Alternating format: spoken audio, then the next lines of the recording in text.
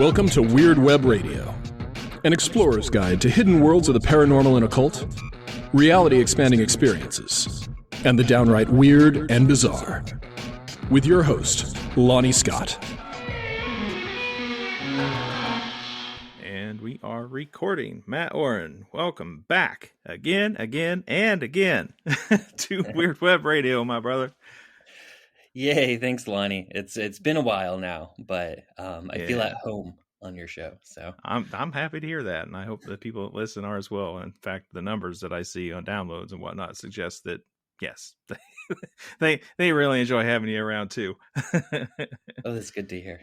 Yeah, and in case any of you are new and don't know, Mat Auryn is the author of the incredible book Psychic Witch. He's also the author of his new book, Mastering Magick. Pretty badass Pathos blog, and tons of book reviews, tarot reviews, thoughts on just the state of witchcraft and paganism in general.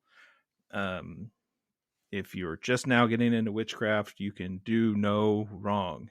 Get starting with Matt's work. That's what I'm trying to say. Thank you. Yeah. Between you and Christopher Pinzak, Devin, and probably Thorn Mooney, I think you are all going to become like the next 100 years version of what we look to in the past is like Raymond Buckland and Silver Ravenwolf and all those big most recognizable names. Oh, that's very kind to say. If you're going to group us, there's definitely Laura Tempest Zackroff. Yes, yeah. She is. I'm such a fangirl for her work. That's one of the things I love about this. I don't know if you'd call it a field, but just like I love all my peers' work. It's cool to, like I don't see it as a competition or anything weird like that. Like I see it as a giant conversation.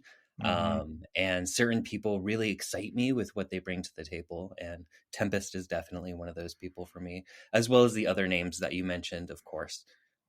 Those tend to be my favorite people too. Yeah, Tempest is high on my list too. I mean, I could go on and list obviously more and more people that I think are going to have such an enormous generational impact. I mean, I was just interviewed on another show recently, Strange Dominions, and the subject of sigil magic came up, and I talked about my history with sigil magic and combining runes and bind runes, how I think they're related, coming up through chaos magic and spares method and testing out Gordon White's stuff and everything else. And I kept thinking, I was like, you've got the down and dirty method to get your hands dirty, raw, emotional kind of state that is all that spare and chaos magic stuff. And I was like, and then you go to graduate level art school and you get Tempest stuff, like it's just so much more methodical and deeper even in some ways. And I totally dig it. I love everything that she is given us in that realm. Yeah. And that's why I invited her to contribute a sigil for the new book, Mastering Magick. Because I share two methods of sigil making. The Witch's Wheel, which is the first one I ever learned, so super easy. And then the spare method. And then I was like, okay, well, I'll just have Tempest explain her method. So yeah, that was really cool. Looking through your book. I mean, for one, I got it sitting next to me. Shout out Marcus. Thank you for hooking a brother up. It's beautiful. I've seen it on the bookshelf now in a Barnes and Noble, and it pops out. It stands out. So that certainly helps. But that was one of the first things I noticed when I was flipping through the book is, I mean, not just Tempest, but you have various other voices that are part of this book. Yeah. Is unique and interesting. So, I mean, how did that decision come about? So, I mean, I think anyone who has followed my work, aside from my first book, knows that I'm very community focused. I'm very focused on supporting my peers and making it not just the Mat Auryn show, because like I said, I feel like it's a conversation, and the work we're doing is larger than a single individual. So when it came to a book teaching magic, the whole goal was to share the tips and the troubleshooting that I have learned over the years. But I also wanted to bring in people that I highly respected, whose magic I trusted, who may have a different approach than I did, to contribute something to the book. Just also so people know not to get completely stuck on what I'm sharing, because what I'm sharing is my relationship with magic. And the point of the book is hopefully to get the reader to kind of form their own relationship with magic. And it's easier to do that if I have multiple voices kind of chiming in with a spell here or there, kind of show what they're doing. For example, Jake Richards, his contribution, I would have never have come up with something like that. Like, that's not the type of magic that I do. He did a buttercup sock amulet, and it's just that Appalachian kind of folk witchery that, is awesome, but it's just totally not something that I would do. But being able to share something like that with people, I think kind of helps broaden the view of how magic can, what it can look like, and how you can do it. So I guess in one hand, yes, you are definitely community focused. I mean, I know I have found my way to people that I might not have found on my own, maybe as quickly, I guess, by just over the years following your blog and reading the reviews and things that you've done. I think on another hand, this book, when people get it, seeing like practical applications of magic from someone whose name isn't on the spine. I mean, again, you're going to help expose an audience to other practitioners. And I think that's a fantastic way to share your credibility and your reputation. I think it's wonderful that you do it that way. Thank you. Yeah. And like I said, everyone that I invited to contribute are all people that I highly respect, that I trust their magic, even if it doesn't look like mine, even if it's not my tradition. So it's kind of cool. I'm as a Pisces, I'm a very nostalgic person, and you'll often see that in my acknowledgments and dedications and stuff like that of my books. But also for me, this is sort of a snapshot of like, the witchcraft community in a sense, for this time, which, for me, I think will be cool in, years from now to look back on. Yeah. Witchcraft community. Now there's a phrase. do you, John Beckett used to write a lot about the Big Tent of Paganism. Right. And then there seems to be more voices, and correct me if I'm wrong, but I think it was Jason Mankey who really made it a point that maybe witchcraft doesn't belong under that big tent. Do you feel that way? Like, how would you review that issue? When it comes to the P word, which it's funny because that's a Tempest term. When it comes to the P word, I'm very mixed. On one hand, I do identify and relate to the word pagan. On the other hand, I don't. I do feel like witchcraft is sort of its own thing, but I think paganism is a strange word in the sense that it's more of a term that's given to you than a term that, like, historically, than one that you would call yourself. I do definitely see major differences between what I consider witchcraft and magic, like sorcery, and general paganism. But I think it's so nebulous that, I think when we're so entrenched in our own communities, whether it's online or in person or whatever, I think sometimes we forget how small we are. Even the greatest lumping of us all together, how small we are in comparison to the rest of the population of the world. So in some sense, I do think that we are part of Big Tent Paganism. On the other hand, I think witchcraft, we're we're very stubborn in a lot of ways. And I keep going back to the brilliant Terry Pratchett quote of, some people think that a group of witches is a coven. That's a misconception. The real word is an argument. Um, yeah, and I think that's true, because I think one of the things that makes it true is, that there's such a focus on sovereignty as a concept for the witch, which is something that I explore in the new book as well. But this idea that we don't necessarily have someone else telling us what we believe is correct or incorrect, or having a intermediary between us and the gods. So I think everyone's relationship to witchcraft is unique. In a sense, we're all kind of snowflakes, but we're all snow at the same time. And I think that's Yeah. one of those mysterious, conundrums of, we're all our magic, all our witchcraft is unique, but at the same time, we're all doing the same thing at the core. If that makes sense. Oh, it makes sense. I mean, in heathenry, we have this kind of joke where we're like, there's two rules around here. Rule number one, you're doing it wrong. Rule number two, you're not the boss of me. And I think that could probably be applied across the entire spectrum of anything, paganism, witchcraft, and so on. Like, you could find those same kind of attitudes. And I've even, like, we have a large ADF group that I'm a part of in Champaign, Illinois. And when we hold the public high day rituals, I mean, there's a group of us who are heathen. And then, of course, I can separate myself out of there if I wanted, because of all the sorcery that I'm a part of.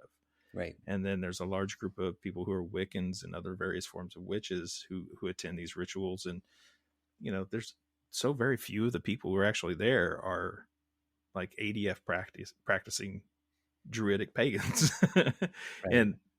But that's just like, people crave a good inclusive community, and we all come together on these holidays, and mostly to have a ritual, and even more importantly, share food afterwards, which I think is where I see the heart of what John talks about with that big tent.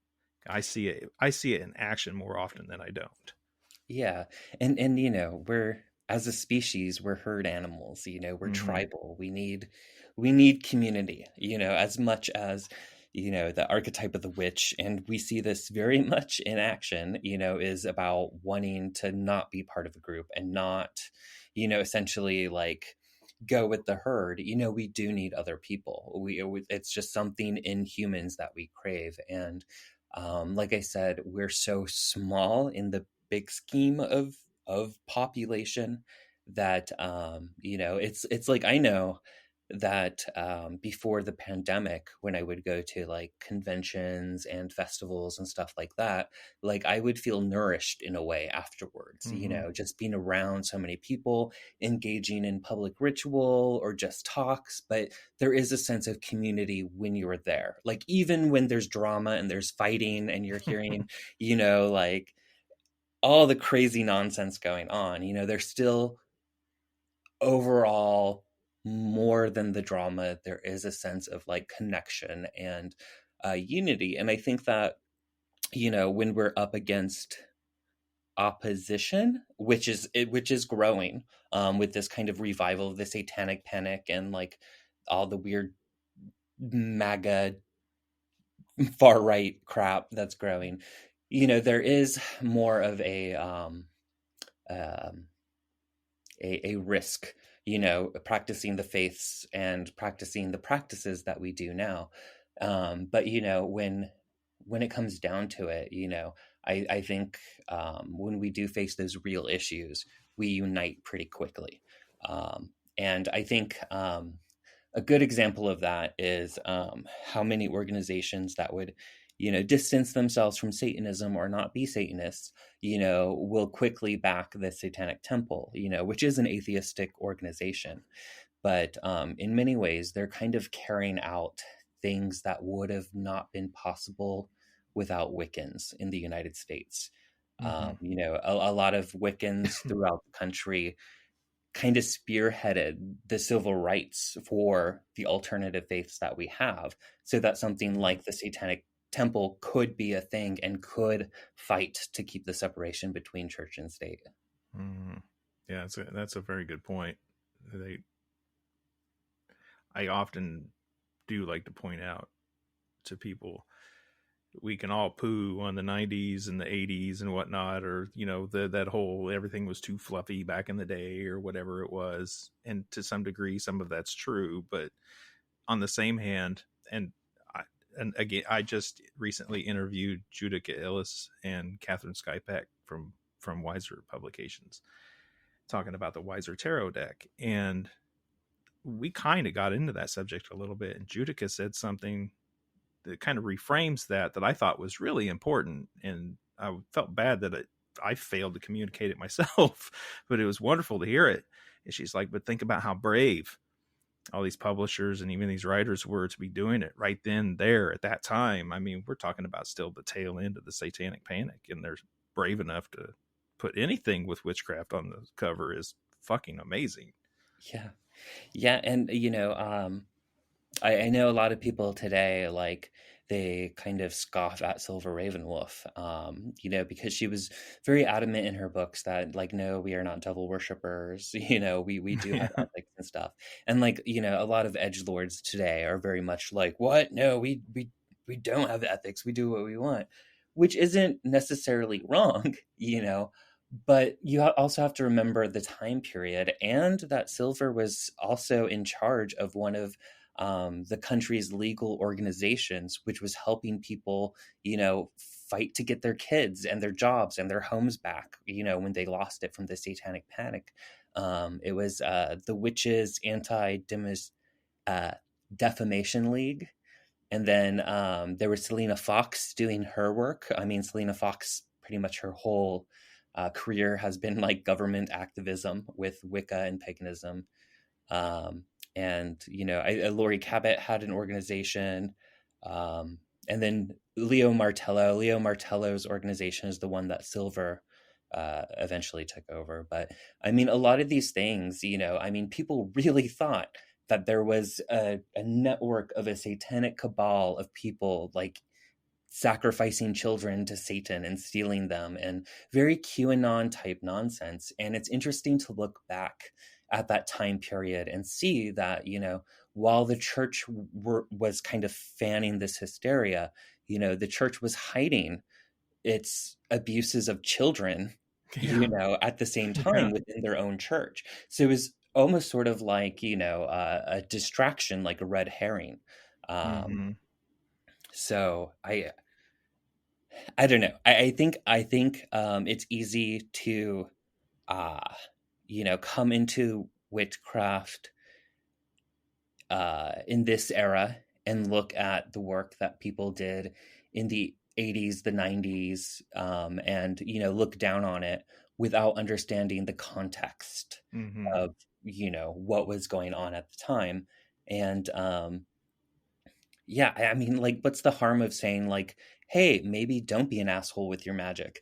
Like, I don't know why that's such a big thing to have an opposition or an opinion against, That is something I would really like to see, and I'm not going to write it.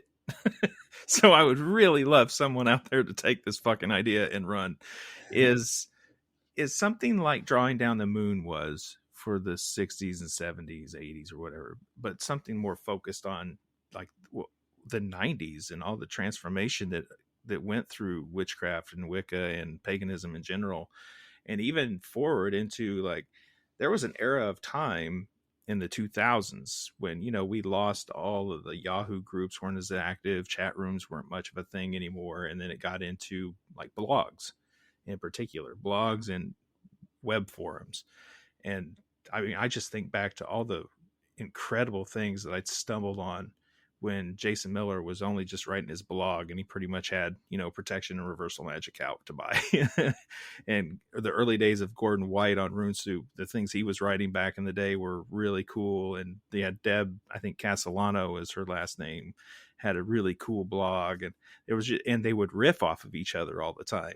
And there was a lot of things like that back in the day. And I'm worried, since so much has gone online, that some of this history and the way that knowledge and things were shared and built as a community are getting kind of lost in the mix. And I'd hate to see that happen. I'd like to see somebody capture it with the eye of a historian. Yeah, I think, like when you're saying that, like two names come to mind that would do a great job with that, which is Heather Green, I think would do a great job writing a book on something like Agreed. that. Or Pam Grossman. I think both of them would be like ideal. So if you're listening to this, Heather or Pam, there's an idea for a project. Go for That's it. right. Hey, we both know Heather. I mean, I know Heather pretty well. Maybe I should send her that email. So, we went in a totally different direction than I intended. That was fun. Mastering Magick. Let's get back to your book. Why did you decide to write the book? I guess is where we should start. Yeah. So, I mean, the book was always going to be written. It essentially is the other half of Psychic Witch, and that's why it's opposite colors. It's black on white instead of white on black. You put them together, they look like they match, because it goes with my whole thing that I echoed so much when I was promoting Psychic Witch, which is this idea that psychic ability and magic are two sides of the same coin. So this is the other side of the coin. This is whereas Psychic Witch was focused on enhancing your psychic abilities and tuning into that to be able to cast magic without any tools. This is how to do traditional spellcraft to awaken those psychic abilities and enhance those faculties. So they kind of create a circuit where, your magic increases your psychic ability, which increases your magic, which, creates an Ouroboros. But other than that, there is a strong focus on this book of empowerment, whereas Psychic Witch was very much about like getting in tune with the spirit within, getting back in tune with yourself. This book, I wanted to focus on getting in tune with those around you, people around you, plants, materia, a little bit more into the spirit, which is where I'm building with my books, a little bit more spirit work, but most of all, the recognition that you are powerful, you are important. And that's why I start the book with not the happiest story, but I felt like it illustrated a very important point that I wanted to make about magic and why I believe in magic and why I'm so passionate about teaching it and sharing it and encouraging people to develop it. I totally dig it.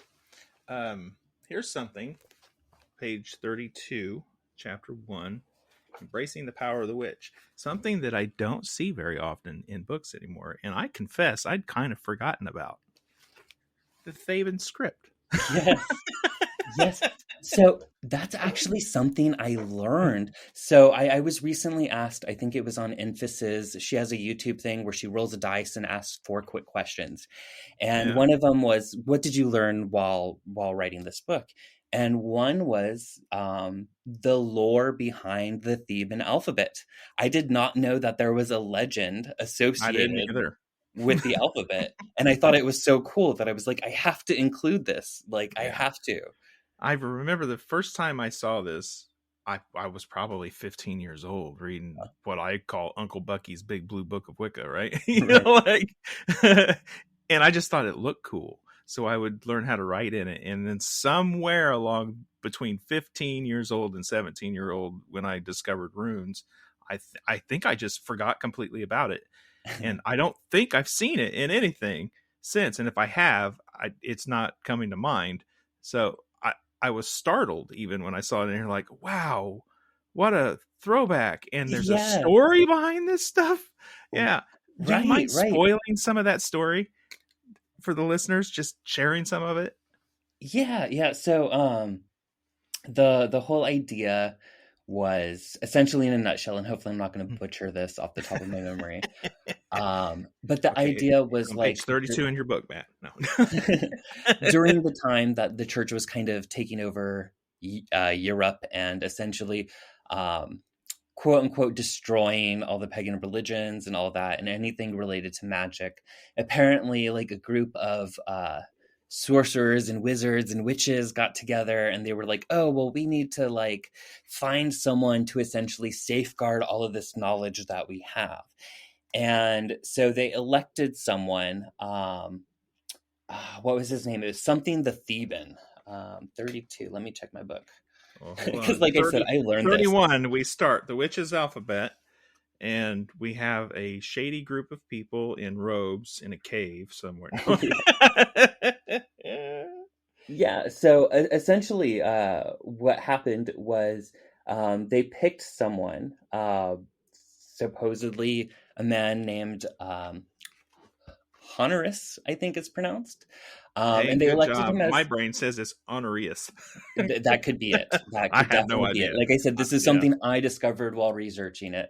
So they elected him to take all this knowledge and write it in books. And supposedly he got in contact with an angel called Hokriel, I think it was. And Hokriel bestowed the Theban alphabet to him. And he wrote a grimoire, a series of grimoire. I think it was like 3 books. It was probably 3. That's the number we always do with this kind of shit. Right. 3 books of like the greatest wisdom and magic in the whole world. And supposedly it still exists. And but that language that it was translated into, that alphabet, was Theban. And the whole idea was that if the church got a hold of it or someone else got a hold of it, they wouldn't understand what the books were even saying. So they wouldn't be able to like tap into the magic or whatever. And then David Goddard, who is sort of a controversial figure in occultism, but I don't want to get into that.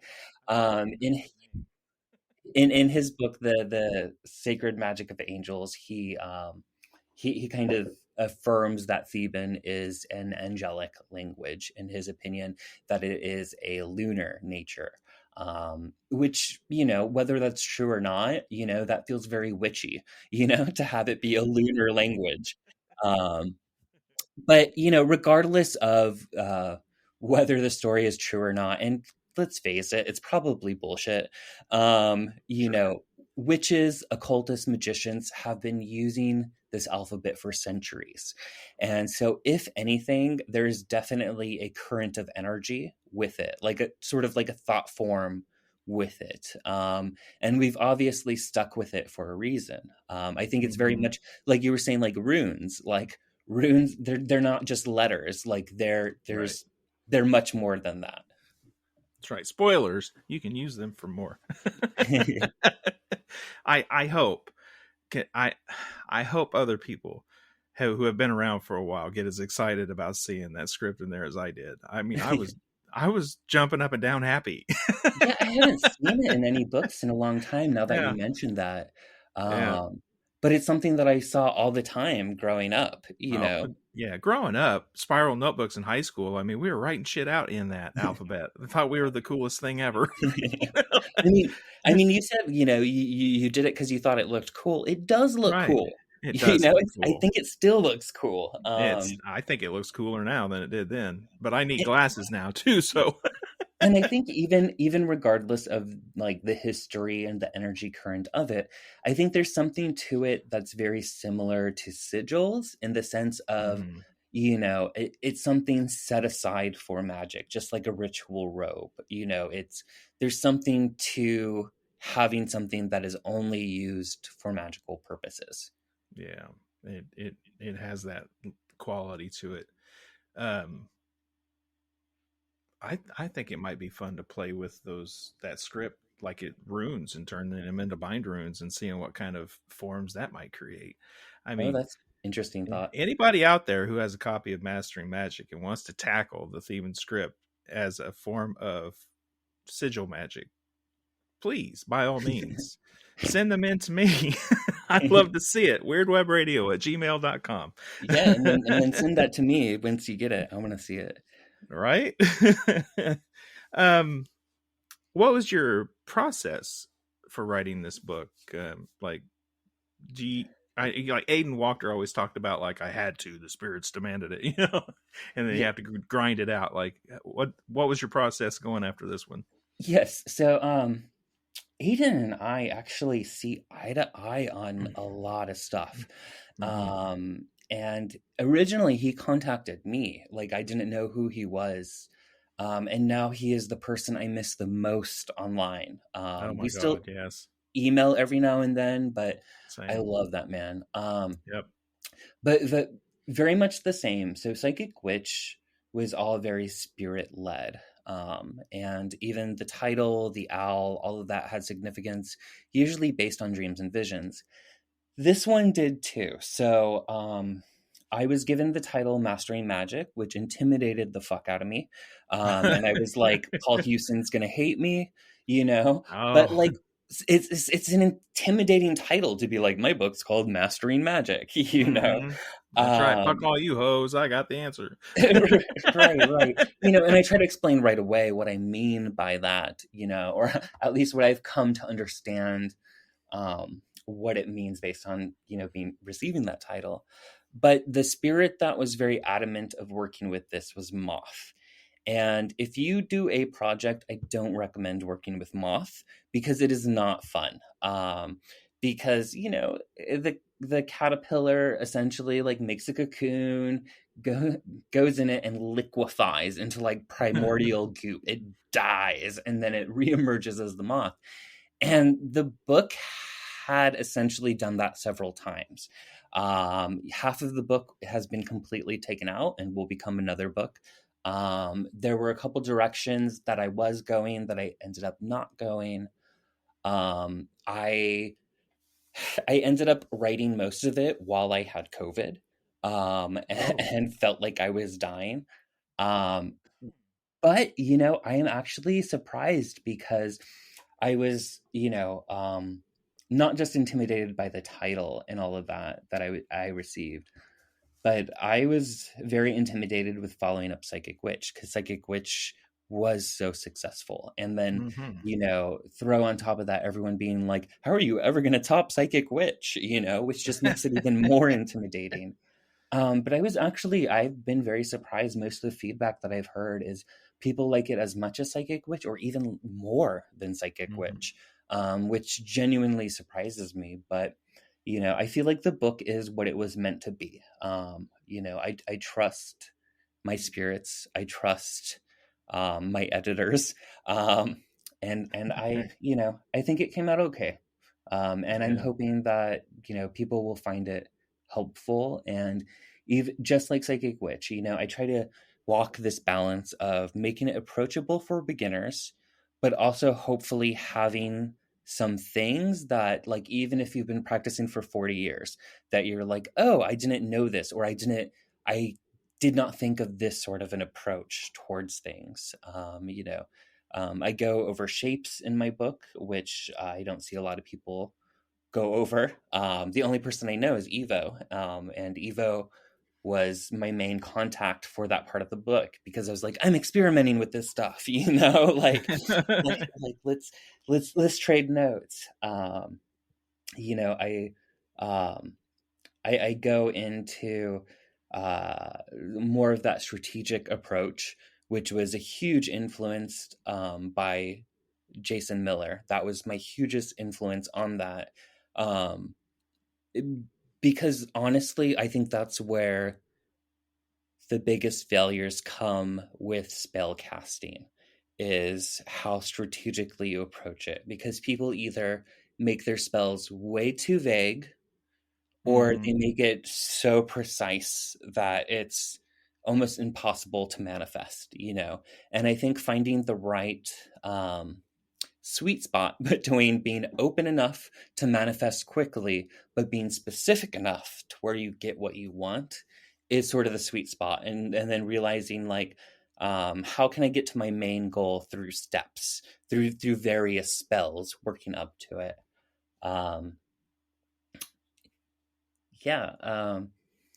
So a lot of this book is essentially, since I was a little kid, flipping through my Ravenwolf and my Cunningham books up until like the day I submitted the manuscript. It's essentially the things that I felt were the most important um, in becoming successful with crafting and casting. Okay. Did you have any uh, strange or weird experiences or occurrences while you were writing the book? Um, I don't know because, to be honest, Lonnie, um, my life is so weird that I'm just used to it all. Like it doesn't seem weird. Um, and I think my whole household is like that, which is very comforting in some ways, because a lot of times it's like a spirit will be doing something and like it's sort of like having a house cat, and like, like part of your mind knows what the cat is doing and sees it and acknowledges it, but it's not, you just kind of brush it aside because that's the cat. Yeah, that's interesting. It's funny you bring up your life is weird, and you like your household, of course, is full of all kinds of shit. I'm sure going on magically. A lot of people come to magic in pursuit of love and romance and relationships, sex, that kind of thing. And here you are married in a non-traditional form of a relationship. Um, Mr. I wrote Mastering Magick. What advice would you give people on either side of that issue? For romance, Looking for love with looking for magic. love. Yeah. So that's interesting Is because I it think, even ethical? yeah, I think it Yeah. is. I think it depends on how you approach it, because magic is influence, right? Mhm. But we do that all the time without magic. Um, Makeup, perfume, the way we talk, the way we act, makeup, clothing. We're constantly doing things to try to influence someone else's opinion, whether that's a potential lover, or it's a boss, or it's a friend, or a family member. Like we're constantly doing this stuff and not recognizing it all. I am very against, throwing all of your magic at one person and being like, um, recreating the craft essentially, where it's like Yeah. you will be obsessed with me, sort of, my love slave type thing. Yeah. Um, You can go but then, old school like those curse tablets, be like, you'll be sick and have nightmares and right. I yeah. mean, because often I think just like the craft, like, you may not like what you end up getting. But Chaz, my partner Chaz, has a totally different point of view because he comes from conjure, and that's sort of his bigger uh, uh, magical, I would say, spell tradition, because his magic tradition is the fairy tradition, but his spell casting is very conjure, and he's of the mind that you cannot stir in someone something that is not there to begin with. If there's nothing there to work with, nothing will happen. But conjure and a lot of that folk magic is very um very anti 90s Wicca ethics. Like there's a lot of things that, like, a lot of those 90s books would be like, no, no, no. Um, but it's funny because when explaining different spells and stuff, in my book, and I think it's actually the goals. I use spells for a lover as an example of, like, not being too precise but being open enough. Yeah. I mean, yeah, I think it goes back to the sovereignty of the witch. Yeah. Um, you know, um, that is up for the witch to decide their ethics. And, every action has a reaction, everything has a consequence, whether good or bad or neutral. And I think each of those things is a learning experience for the witch. Um, Well, how much magic is brewing in your household these days? I mean, my goodness. A lot. There is a lot. Yes. Yeah. Yes.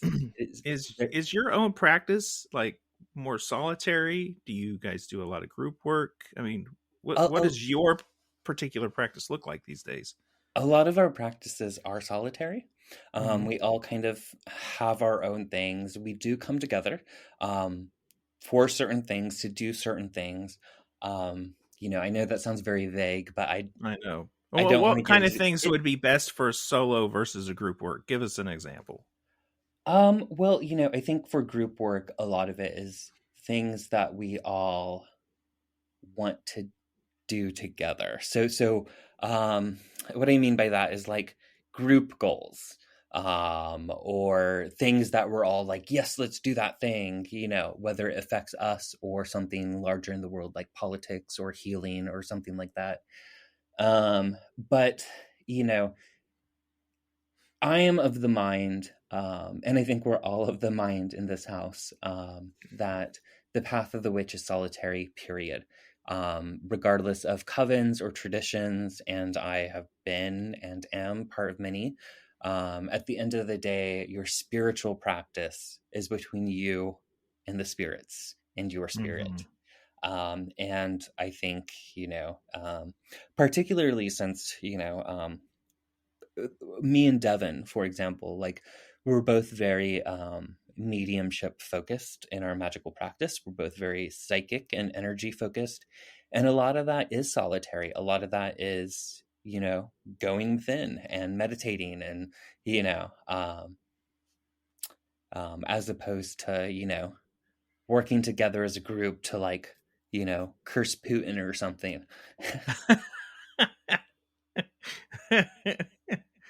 That could be dangerous. Yeah. Yeah. I don't think we've done that. But it was an example. It sounds like something we would do. So Yeah. Yeah, I'm sure it probably is.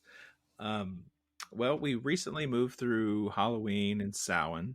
I mean, do you uh, celebrate Halloween, the secular holiday? Do you get into it? Do you separate them out? Like, what's your take on the whole du- yeah, duo holiday there? I do both. I see Halloween as cultural. I am an American, regardless of its, Christian, Catholic origins, which is funny because those are the groups now that tend to be the most against it. But that's part of my culture I was raised with, just like Christmas is always going to be Christmas.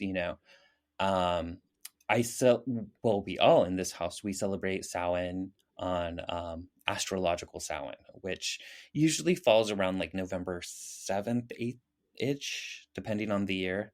Um, and in the book, I explain like how those are calculated. It's essentially um, the midpoint between the lesser Sabbats. So the lesser Sabbats tend to be the term for the equinoxes and the solstices, and then the greater Sabbats are those that are in between. And usually, how that's calculated astrologically is since the lesser Sabbats are astrological events, it tends to be smack in the middle of those little pie pieces of the wheel. I know they can't see my hands and what I'm doing right now, but Yeah, I'm a Halloween junkie. I am not ashamed. I get the Spirit Halloween email all year long. It makes me smile every day I get it. So, yeah, no, I love Halloween. And what I love about Halloween is that it's not spiritual to me. It's Mhm. it's fun. Right. Just like Christmas isn't spiritual to me, it's fun. Yule is spiritual to me. Samhain is spiritual to me. So it's kind of nice to be able to separate the two. Yeah. Um, Yeah. because it would be weird to not celebrate Christmas um, specifically just because of like our culture. It is a part of our culture. Our families are tend not to be completely pagan or witchy or whatever. Right. So Yeah, I celebrate Santa Christmas like most people do. I don't celebrate Christ Christmas. right, exactly. Yes, exactly. um, I mean, going towards Yule, like, since we're heading in that direction, how do you celebrate Yule? Like, what do you do? It depends. I mean, for each of the Sabbats, I tend to do something different, and it depends on. Um, I mean, it's been a little bit weird since I moved because it's been pandemic time since then. So I don't have as much of a large community to be able to go out and do different things. But we do different things every year, but there tends to be sort of a theme. And for Yule, I always see it as sort of hope. The idea that the sunlight is going to increase, but taking that as like a poetic metaphor of like, what is the light despite all the darkness going on? And there's a lot of, things that we could consider darkness in our world right now. Our world is kind of a mess at the moment, Yeah. but it's Yeah. about like really going inward and finding like, well, what is that spark? What is that divine? What is that bit of hope that we know is there and will grow within the coming year?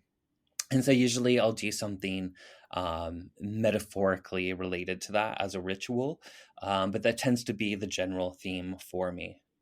Okay. No, I dig it.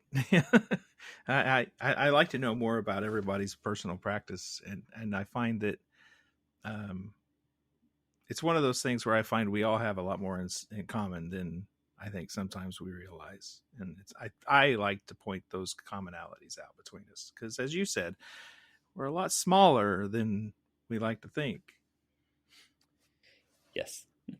Yeah. And I think that they're, for all its flaws, I think Theosophy had something to the idea that there is an underlying current of truth in occultism and esotericism.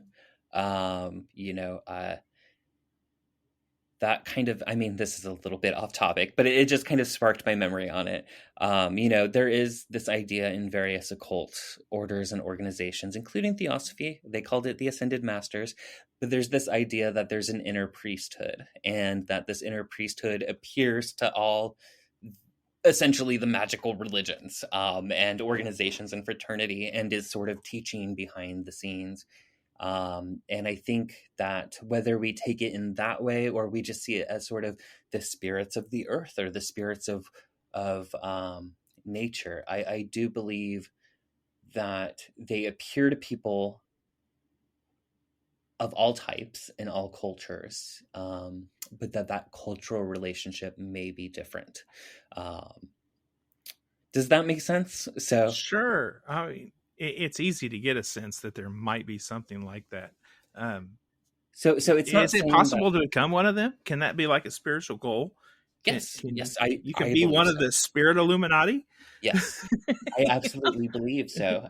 That's actually a big part of my personal belief, and I mentioned it a little bit in Psychic Witch, in fact, when discussing the three souls, and that, the goal of the occultist is essentially threading those three souls together in an incarnation to be able to become one of those mighty dead. I think the best book written on the subject is by Christopher Penczak, called The Mighty Dead. Has that title. It's very convenient. Yeah. but all of the traditions that I've been trained in, all of the books, like older occultism that I'm really into, they all sort of had this concept explained in a different way. And and it's not just purely exclusive to occultism or esotericism. Catholicism has its saints. Buddhism has its bodhisattvas. There is this sort of idea that something can happen to the human personality to make it part of a special group. So yeah, essentially the spirit Illuminati. Yeah, the spirit Illuminati. Yeah, in heathenry we have elves, which may or may not be human dead. That's interesting. I didn't See know that. the collective work of Catherine Heath and prepare your mind to be blown. If you've not been familiar with Cat Heath stuff, No. I can't wait to see what happens when you two become friends. That's all I'm saying. I'll check it out. Yes, please do.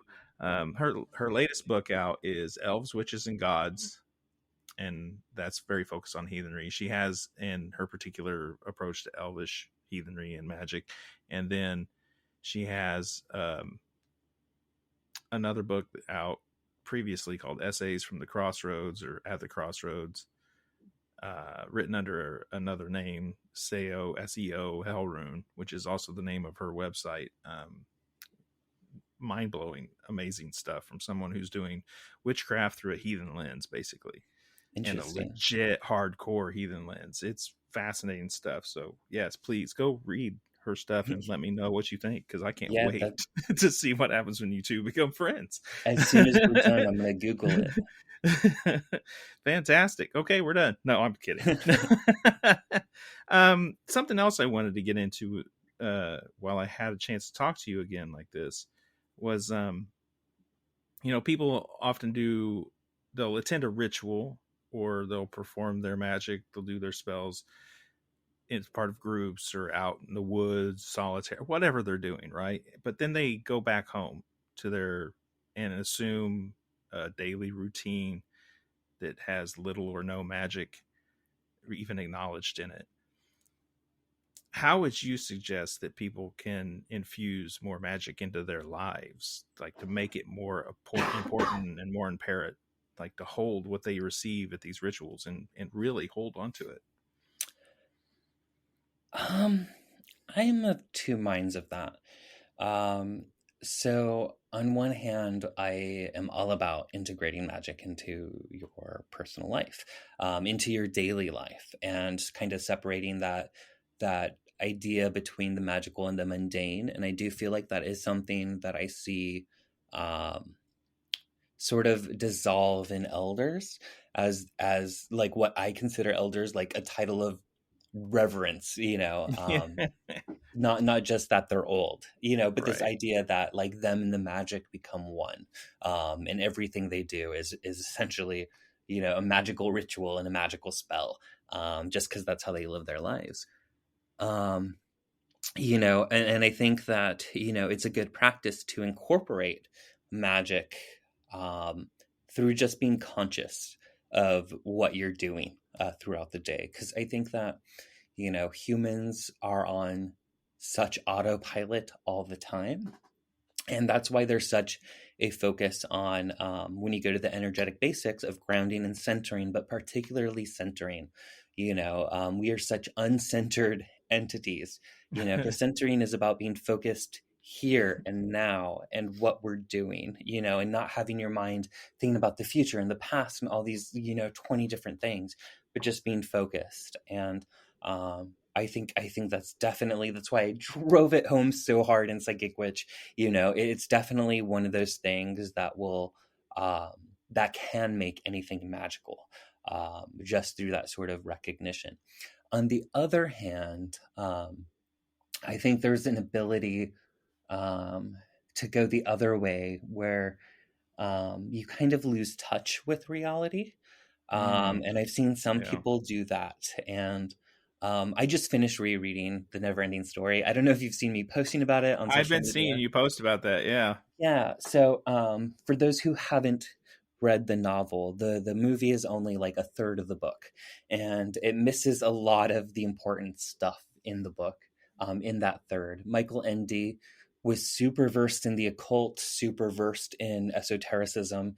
And so the whole book is meant to be an occult parable.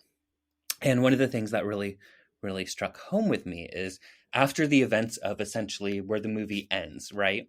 The 80s movie ends. Bastian, the little boy, enters into Fantastica is what it's called. It's not Fantasia. Into Fantastica. And he has the Auryn, and he's able to wish anything that he wants. So with each wish, he changes himself. He becomes more handsome. He becomes more powerful. He becomes, the strongest person, stuff like that. And he's slowly changing himself through time. And every time he does, he forgets who he was, and he loses touch with the human world a little bit. Um, and then at the very end, there's this whole goal of, wishing himself to be the childlike emperor, to take the place of what the childlike empress was as sort of the deity of that land. And through certain events, he doesn't. But then he comes across this crater and he falls in it. And in it is this town of these bumbling idiots who are just nonsensical, and they can't do anything. They can't really talk. And there's a monkey kind of talking. He's like, oh, hey, I'm the caretaker. And the monkey is like, oh, this is the town of old emperors. Uh, and these are all people who had wished themselves to be the childlike emperor. And what happened was, they used their will, because that's the real translation of the Auryn is do what you will, and forgotten who they are, and they've forgotten the real world, and they forgot their connection with other people. So where I'm going with this tangent is I think I think there's something really profound about that. This idea of, recognizing the work here in physical reality. And I kind of touch on that at the beginning of Mastering Magick, this idea that, for a lot of people, I think magic can be a form of escapism. And, and not to say that it doesn't work, like it definitely does. But I think that we can sort of lose touch with reality and ourselves if we're not careful with that. So, I don't think there's anything wrong with having a mundane, non-magical life, Yeah. Um, so it's a weird balance. And I think, again, it goes back to the idea of sovereignty, of like, because that's essentially what was so funny echoed through the never ending story. It's sort of like when you become a witch, when you start working magic, you're like, I can do anything, like I can change anything, and that's amazing. But then the next test in spiritual progression is, well, how are you going to use that with sovereignty? How are you going to use it responsibly? And that doesn't mean necessarily ethically or like rule of three, but how are you going to take responsibility for how your magic and your actions impact everything influenced by you?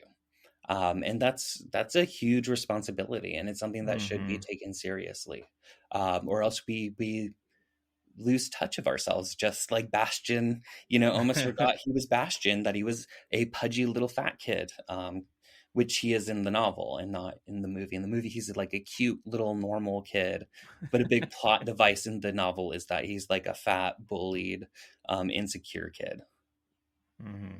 Yeah, that's interesting. And all wonderful points. It's just that kind of conversation I see coming up a lot in different areas. Like, where does the magic stop? When should we, be more, like the word you see most often is normal. How much of this is infused in your life? How public are you? That kind of stuff. Now, you have become a very public figure, like one of the faces of witchcraft. Has that impacted your practice, or how you are approached by other people, even like? I think for me, it hasn't really changed my practice. I'm very big on making sure that I touch the basics, that I remember who I am, despite all this sort of like projection and hype that people may put on me, and make sure that, it's like I said, it's not the Mat Auryn show, but it's, about the work. Well, witchcraft and paganism and whatnot, like, we hold authors to a very high regard, whether authors like it or not. Yes. And it's it's interesting because we have a culture where we have a culture of celebrity. And that Yeah. makes its way into spirituality and religion, whether we want it or not.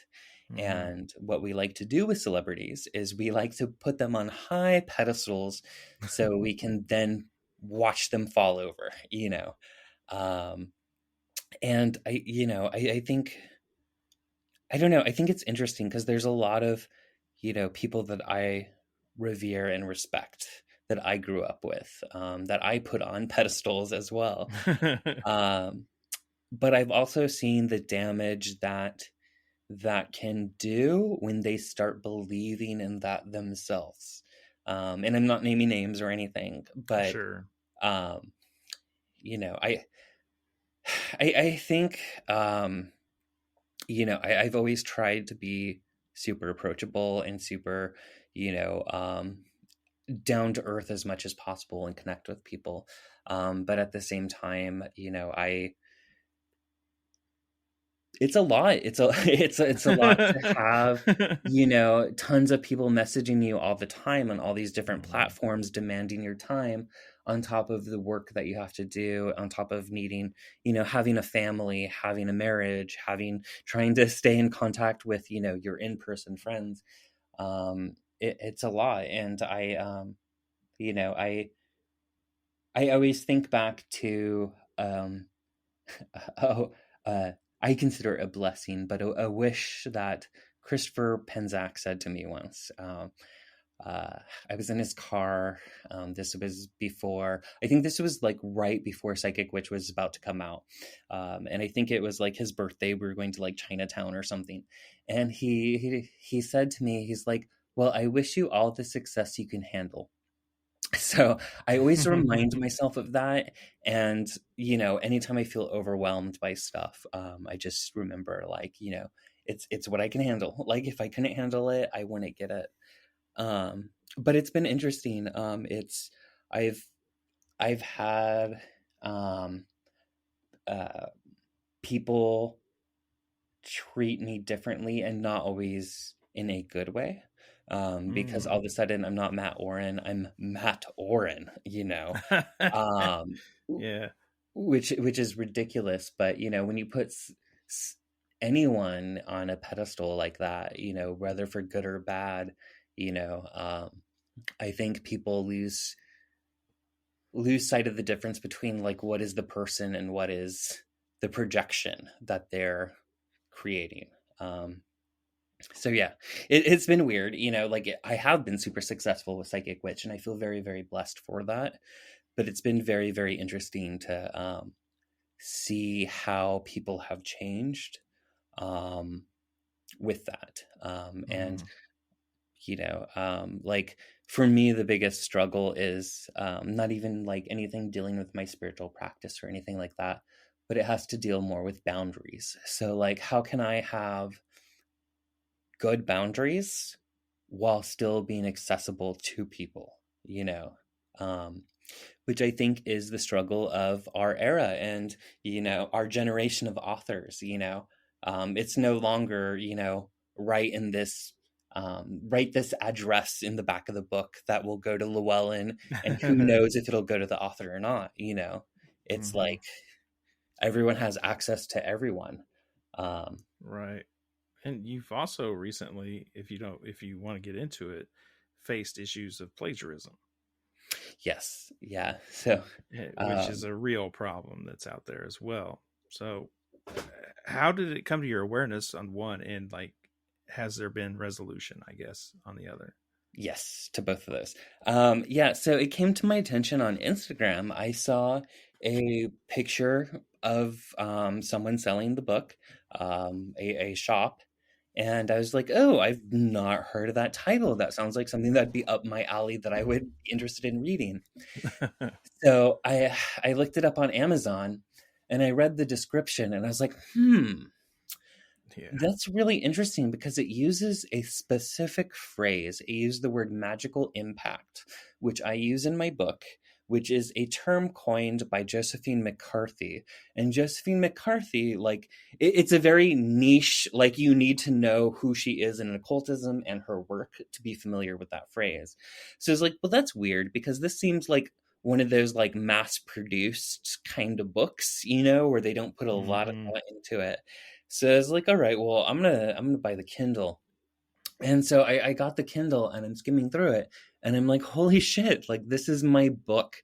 And it looked like it Oh essentially, they man. put it through like one of those like bots that will like change words here and there to like synonyms.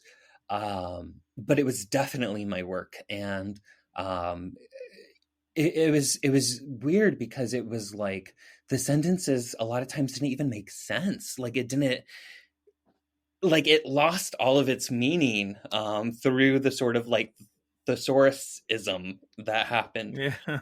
So I contacted Llewellyn, and I found out in other books they had plagiarized other people in their other books, like they plagiarized Tara and Chris of their besom, sword, and Mm-hmm. stang. I saw And that. so I contacted Llewellyn, and like Llewellyn's lawyer shut that down quickly. So they got it completely pulled from Amazon and Audible. I had to approach Audible because they made an audiobook of the Oh plagiarized book, no. you know. Uh, but even more than just being ripped off, it's like, I don't know. It's just sort of like, you know, I'm so thoughtful in how I approach Psychic Witch to make sure that people wouldn't hurt themselves energetically or psychologically, which can happen if these things are done in weird, funky ways and miss certain steps. So, you know, I don't know. I just, I'm glad it's off the market. You know, I'm more than happy Right. for people to write books about psychic ability and magic. You know, I love it. I want to read it. But this was straight up like verbatim, every like fourth word changed, you know, Yeah. type of thing. Well, I'm glad it all found resolution. You know, we talked privately about this, and at the same time this has happened to you, it got brought to my attention. Someone was taking episodes of my show and chopping them up and putting them on a pay to hear streaming site. Oh, I don't have the backup of a legal team and a publishing company. It's just right. me. And that was some threatening letters, and be like, by the way, if you're listening to this show, are you sure I'm the person you want to fucking make mad? Well, if you need it, Lonnie, Yeah. I Yeah. one of the blessings since Psychic Witch is I have become really good friends with really scary lawyers in the magical community. And so like if anything, I can get them to help to write scary sounding Yeah. letters. Yeah, Um that's nice to know. I have that thing is no longer around, Good. and weirdly, I had someone else contact me around the same time. Now, granted, they did it of their own volition. They said, "Hey, I've been streaming episodes of your show. Are you cool with that?" I said, "No, I'm not. Take it down." And then they did. So, I Yeah. mean, at least that resolved itself. But I mean, you as an author, even I've written some stuff. I'm working on a book. I mean, my show, like we don't put in the hours and hours and hours of work just for someone to take it Yeah. and try to pimp it off as their own. It's not cool. Don't do it. That's just all. I thought it'd be nice to cover that for a minute, since you recently went through that pretty publicly. Yeah, yeah, and it's not the first time, surprisingly. So, um twice now, other than that, I think once before and one after, um, quote unquote summary books of Psychic Witch have appeared on Amazon and places like that until I was able to get Llewellyn to take those down. But it's like they weren't summaries; they were like copy and paste bullet points. So like literally, it was like 95% text I had written. You know, That's just crazy. just selected sentences, you know, which is totally illegal. Um, and like copyright is crazy. I don't think people realize how crazy it is. Like, you know, there's some things that I overlook. For example, like if you go on YouTube and you're or Instagram or something, and you're like, I'm gonna read this exercise from Matt Auryn's book. Like technically that's illegal, Mm-hmm. according to the disclaimer at the beginning of the book, you know, but I Right. tend to overlook those things because that's just silly. But I think the internet has definitely, um, in it's made things accessible in a way that can be harmful to actual creators of content. Um, Yeah.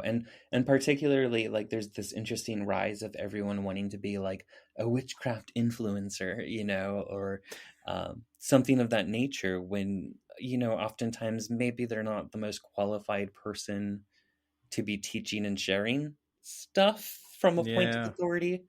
And I think there's nothing wrong with like sharing stuff and sharing your practice and stuff, but I definitely think it's different than posing as an authority on the subject and then just Yeah. essentially, ripping Well, people off without credit. let's all take a moment to raise a toast to those people who sacrificed their lives in some cases to make it possible for you to just decide to be a witchcraft influencer. Right. Right. Yeah. Well, and Yeah. it's interesting because I'm a Silver Ravenwolf boy, and that's why I had the honor of her doing my forward. I was super excited about it. But it's interesting because I watch a lot of these newcomers to the craft, and like they'll regurgitate like crap about her, and then like I'll see them in their next breath like recommend like X, Y, and Z book, and I've read X, Y, and Z book, and it's all like stuff that came from Silver Ravenwolf that's uncredited, and Yeah. so it's like I don't know. I think even publishing has that problem to some degree.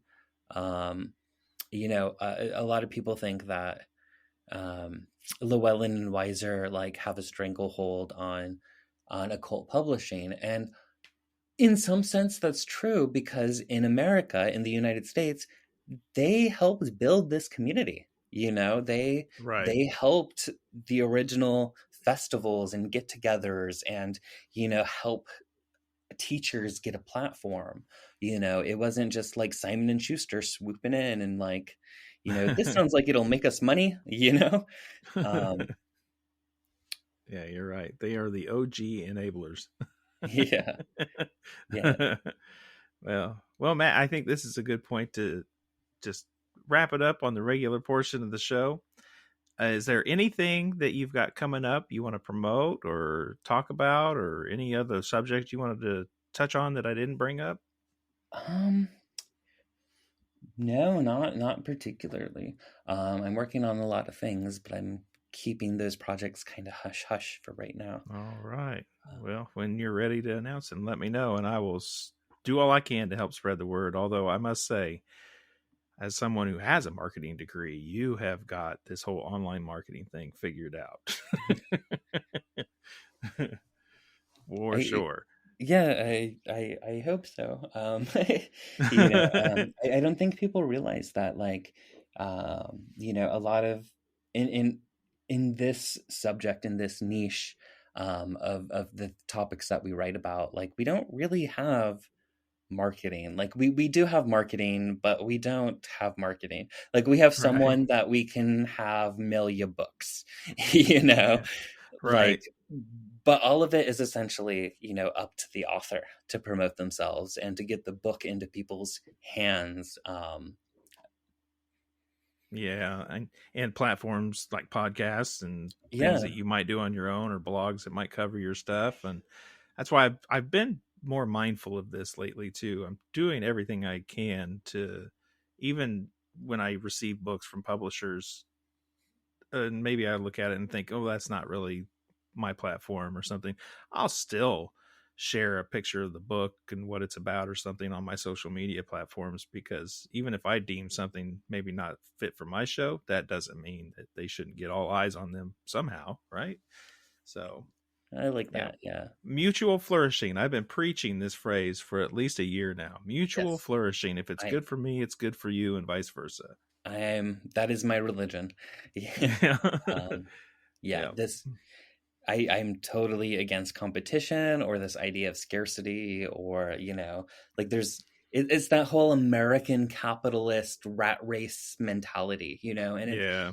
it's not a race. Like, I don't know, it's just I am very big on the spirits provide, and so let's all, flourish Yeah. together and, you know, um, become spiritually and magically mature in the process. As Bill and Ted said, be excellent to each other. Yes. Yeah. All right, Matt, where can people find you? They can find me at matauryn.com, MATAURYN. Our shop is datoratrading.com, and you can also find us anywhere on any social media. And I say us because like we're a household now. We're the Four Locks. But yeah, I'm on pretty much every social media you could think of. Awesome. Okay. Well, folks, first things first, Matt, thank you so much for giving the time and being back on the show. This has been a lot of fun, as always. Thank you. Yeah, I love you, Lonnie. I love coming on here. Like, this is my third time. It's like I said, it's starting to feel like home. Is it just 3? I think it's 4. Is it 4? I think it's 3. See, this is what happens when you come back enough. We forget. Let's just make it an annual thing at this, right? All right. Everyone listening, thank you again for tuning in and being part of the show. Please share your favorite episodes. Tell people to come check it out. If you want to hear the rest of this conversation, you're going to have to go over to Patreon, which is at weirdwebradio.com. Click join the membership, or go to patreon.com/weirdwebradio. And stay weird out there, my friends. Okay, Matt, it is bonus audio time. You've been here before. Yes.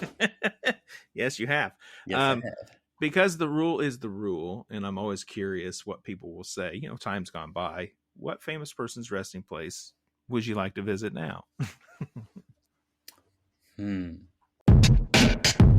you want to hear how they just answered that question? What famous person's resting place would you most like to visit?